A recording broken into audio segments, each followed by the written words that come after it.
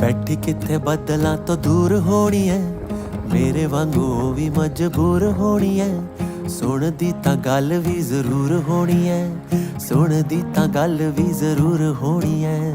ਪਾਕ ਸੀ ਖੁੱਲਿਆਂ ਫਿਜ਼ਾਵਾਂ ਵਿੱਚ ਜੀ, ਕਾਸ਼ ਕਿਤੇ ਮਿਲ ਜਾਵੇ ਰਾਵਾਂ ਵਿੱਚ ਜੀ।